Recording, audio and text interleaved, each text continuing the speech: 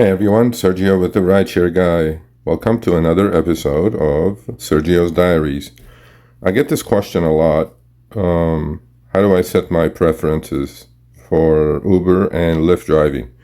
Obviously, I'm multi-app, but I have, I think, 7 active apps now for deliveries as well, like Curry and Doordash, and I don't have Grubhub. They supposedly have a waiting list in LA. Walmart Spark, but mainly I use Uber and Lyft, rideshare, and for deliveries, Uber Eats and DoorDash. So go with the leaders, right? So let's start with Uber. And obviously you turn the app on or you start the app. So upper left-hand corner, we have all these things that are not regarding preferences, obviously. Opportunities is where going to be where your scheduled trips are going to be reserved, but I'm in scheduled trip jail or reserved trip jail for Uber for some reason, although I have not canceled. But as far as this video, the preferences. So lower left hand corner on Uber, you have these 2 horizontal lines. They look like lollipops. That's the first thing that comes to my mind. So what I do is I click on that and it takes me to this page. So it says services. Let's click on that. More. What services are provided? A work hub. And I can add Uber Pet. I can add Rydell Naval Weapons Station, Seal Beach. I'm nowhere near that. Delivery, I'm approved for. Alcohol, I don't want to do. I don't want to do packages. I don't want to be a drug mule. Shop and deliver. I hate shopping for myself, so I'm definitely going to shop for others. Although I'm hearing that it's pretty lucrative, the tips especially, because working for base rates is garbage. So let's click on explore where we can earn. This is, it's pretty detailed actually. I'm in Los Angeles. Rides and delivery. I'm approved for that. So let's go back. So at the moment I have deliveries checked. I can turn that off, but one has to be turned on at all times. You can't just turn off everything. As you guys can see, Uber Teen Request is off. It's been off from the first day. I didn't like the idea. Actually, CPUC, with our help, did something decent, required all teen trip drivers to be fingerprinted. And Uber said, nope, we're not going to do that. And they pulled it off. So at least we won on something. So, but if you're in your city, you have teen trips. Now you have cash trips, actually. There are opt-outs in most of these preferences where you can opt out. So if you want to do teen trips, go knock yourself out. Taking all that liability on, driving a 12-year-old or 14-year-old at midnight, no problem. It's everybody on their own.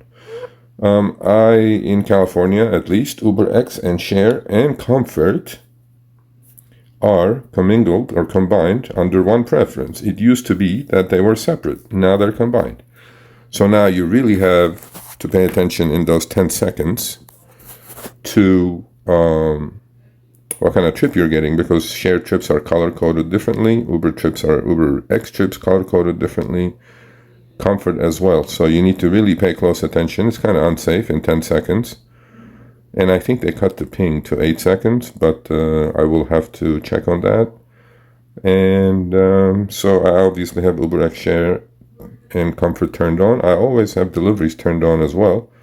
Look, I'm driving, might as well have more choices, because if a delivery shows up with, I actually like doing deliveries. If a delivery shows up with a good tip, why not, right?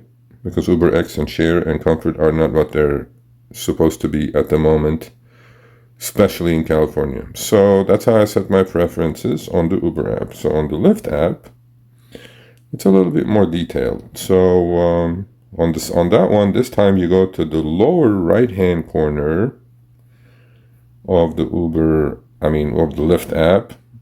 The same 2 horizontal lines, but this time it looks like a exclamation point sideways, I guess. I click on that. So it gives you a lot more choices. So destination filters are in here.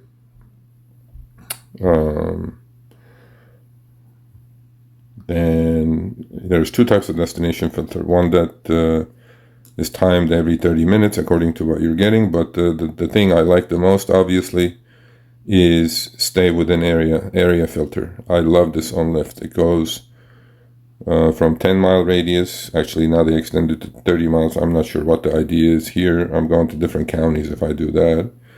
But usually, if I do have a ride challenge and I want to knock out shorties, what I would do is I would click it. So the behind me is all mountains.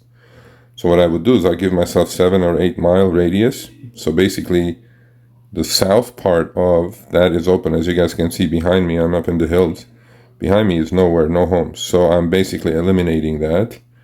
And I'm only going to do trips in this area if I want to do quickie, short trips to knock out that ride challenge. So I like this on Lyft quite a bit. Uber used to have the same thing, area preference it's called, but then it's become a perk now. You have to be diamond or platinum, I think, to get that, which is a boo on Uber's part. Exit without changes. So go back to that again. So now we have ride types. Okay, so I'm hearing things. We're going to talk about this on Tuesday on Show Me the Money. Lyft, after the pandemic, or during the pandemic, removed share trips from the platform. Although you can do share trips only in one part of LA, which is at USC University. And that's because all USC students, as a perk, I guess, they get Lyft trips within a geofenced area. So Lyft and USC must have a deal going on there. So I click on ride types. So potential earnings. This is where the gamification starts. Potential earnings highest because I have Lyft shared and extra comfort turned on. Although there aren't any areas outside USC for shared trips. So I don't know why they stick it in there. But you guys look at the 5 horizontal green lines, right? So if I go, well, I don't want to do share rides.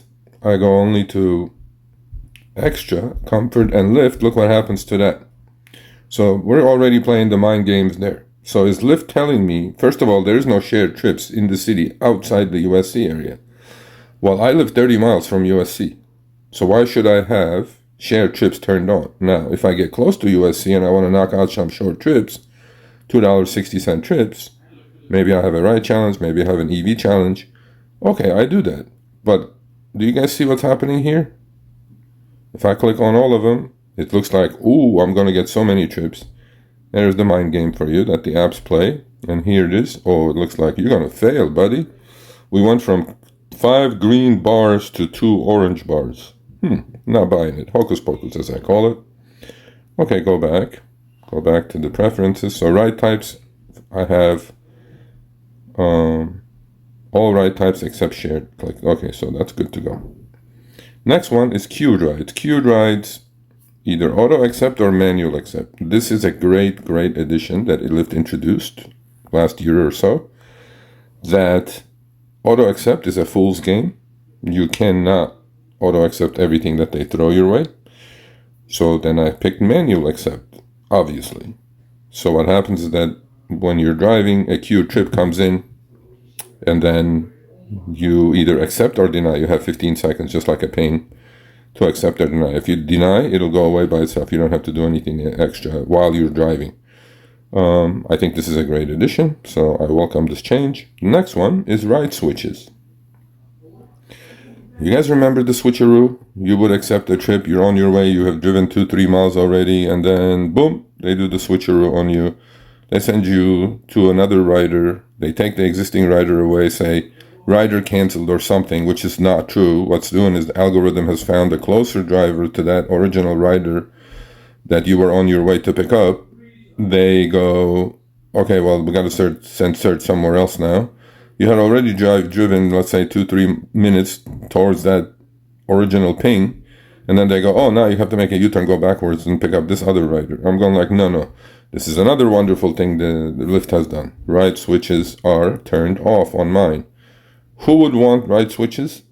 I have no idea. Okay, I don't know. Pet rides off in my app. So the reason for that, I have a pretty new car. I like pets, but I don't want hair all over my car. And And there's shenanigans going on with the riders on this. Why? Because a lot of people say, oh, it's an emotional support dog, they bring it in the car. I'm like, no.